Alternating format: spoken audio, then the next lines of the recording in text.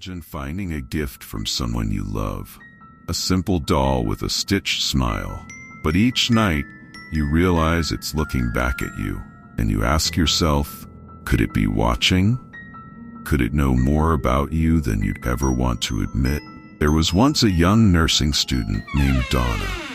She was gifted an innocent-looking Raggedy Ann doll by her mother, something she thought would add a little charm to her apartment.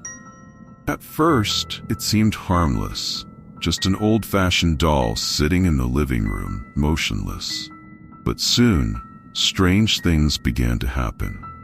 Donna and her roommate Angie noticed the doll was moving. It was subtle at first, a slight shift in position, a tilt of the head, the arm raised just so.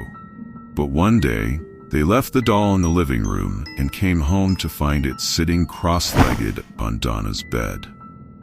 The thing was, no one else had been there. At first, they tried to brush it off. Maybe we're just tired, they'd tell each other, laughing it away. But each time they tried to ignore it, Annabelle got bolder. The doll would appear in different rooms entirely, even when they knew they'd left it somewhere else. Then they started finding small slips of paper around the apartment, with strange childlike scrawls that said, "Help us." "Miss me?" One evening, Donna returned home late and she noticed something strange. The doll was smeared with what looked like blood, a dark, sickly red seeping from its chest onto its white dress. Her heart raced. She called Angie, both terrified and confused. Where had it come from? They hadn't injured themselves, and the doll was clearly no longer just a doll. Desperate, they contacted a psychic who came to the apartment to speak to the spirit behind the doll. The medium's voice trembled as she explained. The spirit claims to be a young girl named Annabelle Higgins. She was killed on this property, and she wants love. She needs your permission to stay.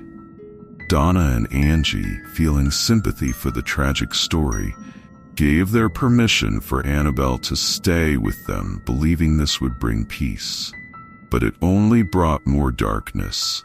It was no child spirit. Each night, the activity grew worse. Whispers would echo down the hall, furniture would shake, and a feeling of dread soaked the apartment. Donna woke up one night to find red scratches running down her arm. They would hear pounding on the walls, footsteps trailing them, and shadows lingering in the corners, watching. One night, Angie's boyfriend Lou, who'd always been skeptical, stayed over. He had a nightmare that he was being choked by the doll.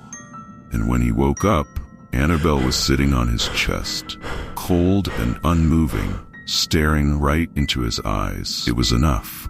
Terrified, they reached out to Ed and Lorraine Warren, famed paranormal investigators, who quickly sensed the evil in their apartment. "This doll is not just a doll," Lorraine warned them. "Her face is pale as death.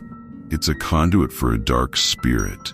It's using Annabelle as a mask to make you trust it." The Warrens took the doll and locked it in a special case, blessed by holy water, in their occult museum. Even now, visitors report strange sensations, hearing whispers when they get too close. But Annabelle remains locked, for now.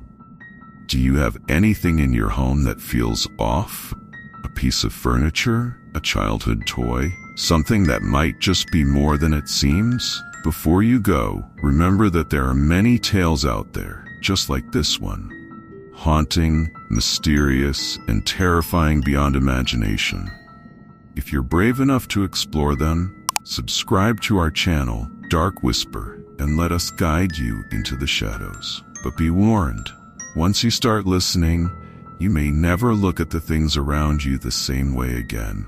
Don't forget to hit that subscribe button, unless you want Annabelle to visit tonight.